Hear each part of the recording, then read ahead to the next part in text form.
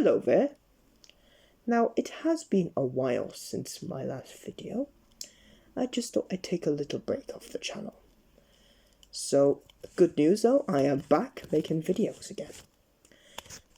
Tonight's bedtime story is a special one. Tonight's bedtime story is called Mr. Christmas.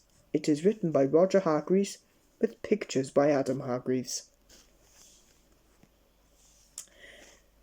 In my snow-covered cottage at the South Pole, I was having breakfast. Christmas pudding.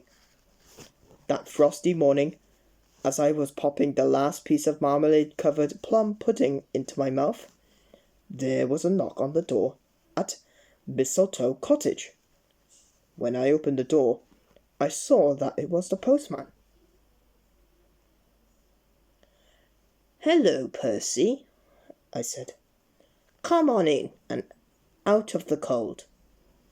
Don't mind if I do," replied Percy. "There's a bit of a nip in the air today." "I've got a letter for you," said Percy, "and it has a North Pole postmark. I suppose it's from your uncle." Everybody at the South Pole knows about my famous uncle who lives at the South Pole. Good old Father Christmas, I chuckled. Haven't heard of him from ages. "Well," remarked Percy, "thanks for the warm-up. I better be off now."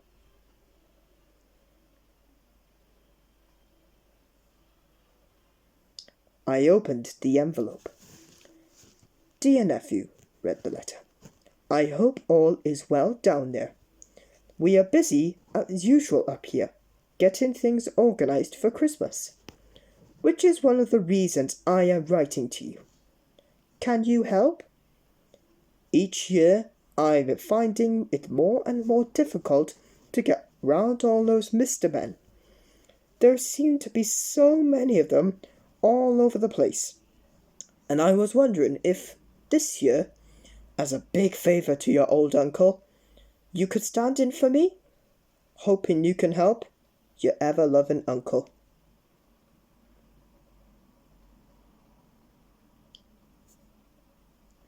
That very evening, I put through a long-distance call to North Pole 253. "Hello, ho, ho, ho," chuckled a rather deep, rumbly voice at the other end of the telephone. "Father Christmas speaking." "Hello, Uncle," I said. "Your letter arrived this morning, and I'd love to help." "Ho, ho, ho. Oh, good for you," the voice rumbled in my ear. "If you have a pencil and paper, I'll give you the Mr. Men's names and addresses." "I had no idea of so many of them," I said. "Do you think you can manage?" asked my favourite uncle. "I'll lend you a couple of reindeer if you'd like." "Oh, no," I said. "I can manage."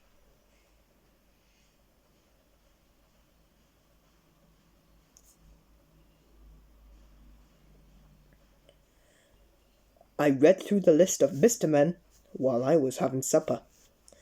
"This is going to keep me busy," I said. "First things first," I thought to myself. "And the first thing I need is transport. And the first thing I need to do, if I need transport," I thought as I chewed, "is to talk to the wizard. Wizard Winterbottom." The following morning, I set off to see the wizard. It had been snowing again during the night, and I was quite out of breath by the time I arrived at Wizard Winterbottom's castle. I must say, it's the biggest castle I've ever seen. Mind you, it has to be big, because Wizard Winterbottom is a giant. And there, goodness knows how many times taller than mine, stood the huge figure of Wizard Winterbottom. "Christmas!" he boomed in a voice that made my head spin. "How nice to see you! Come in, follow me!"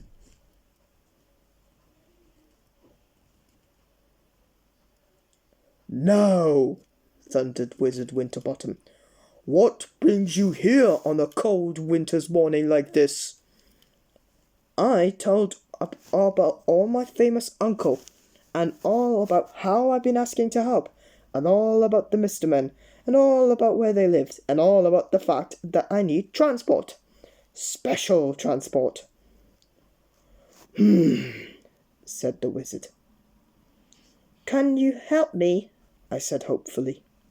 Yes, he said eventually. But I can't do anything until the middle of next week. Thank you very much, I replied.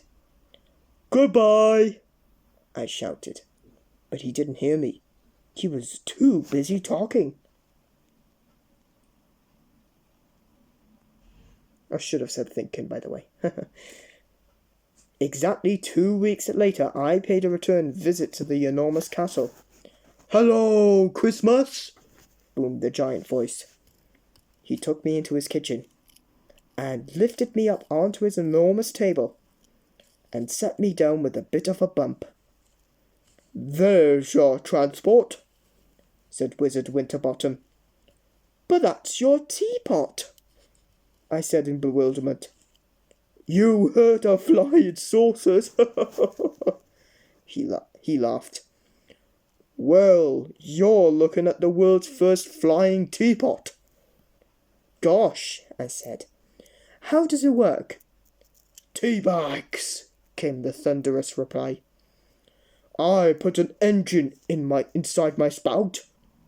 All you need to do is refuel every 1,000 miles, and you can fly up to 3 times the speed of sound.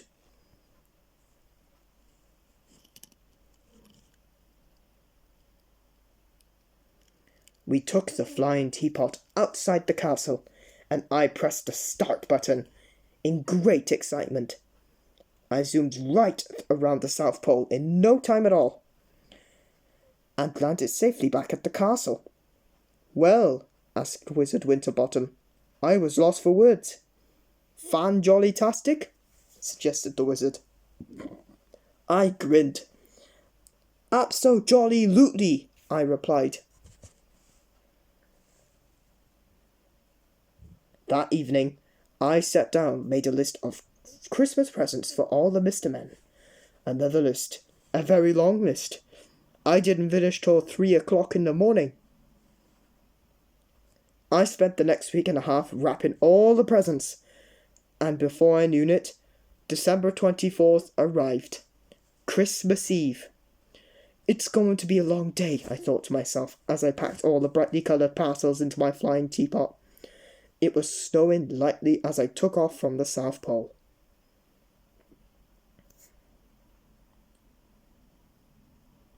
That Christmas Eve was indeed a very long day, and a very long night too, and the moon was just disappearing over the horizon of Loudland when I delivered the last of the presents to Mr. Quiet. I was quite exhausted. Christmas morning dawned, and all over the world, everyone started to open their presents. At 7 o'clock, Mr. Fussy opened his present. 365 yellow dusters, one for every day of the year. At 7:05, Mr. Small opened his present. 1 jelly bean, gift-wrapped, banana-flavoured, a feast. At 7:10, Mr. Greedy opened his present. A cookery book entitled 1001 Ways to Roast an Ox.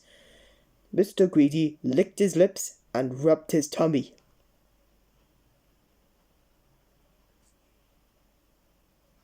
At 7:15, Mr. Tall opened his presents. Socks, striped socks, the longest stripest pair of stretchy socks you have ever seen. At 7:20, Mr. Muddle opened a packet of cornflakes. Funny sort of present, he thought to himself, and not noticing his real present. At 7:25, Mr. Bean opened his present. A purse, a very, very small purse, just enough to not take any money. At 7:30, Mr. Forgetful opened his present. Is it my birthday? He asked to himself.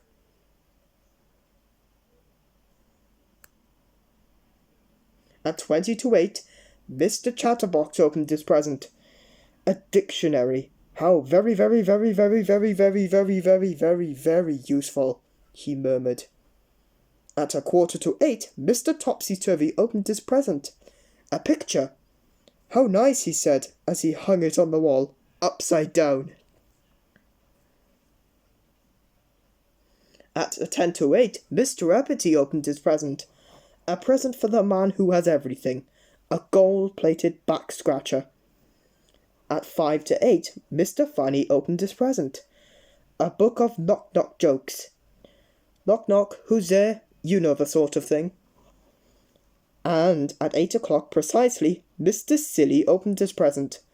An electric, fully automatic, instant digital, computerized thingamajig. What an electric, fully automatic, instant digital, computerized thingamajig. I've no idea.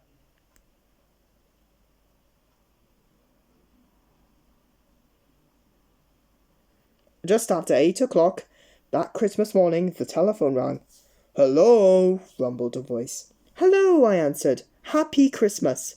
That's me, laughed Father Christmas. And a happy Christmas to you too. That's me too, I replied. How did it go? Father Christmas asked me. Just got back, I said. Me too, sighed my uncle, wearily. Had a bit of a problem in France, he added. Got stuck in the chimney. It's all those mince pies, I chuckled. And that is the end of my story. Well, nearly. Almost. Not quite.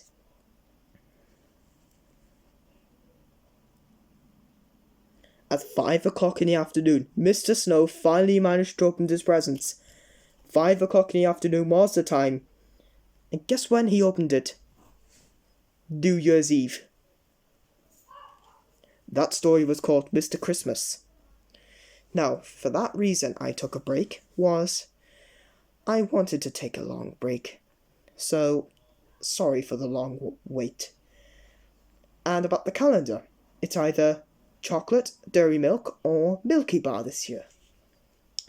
It's time for you all to get to bed, ready for another video on December 1st. But until then, I'll see you tomorrow for December 1st on the Advent calendar. Goodbye!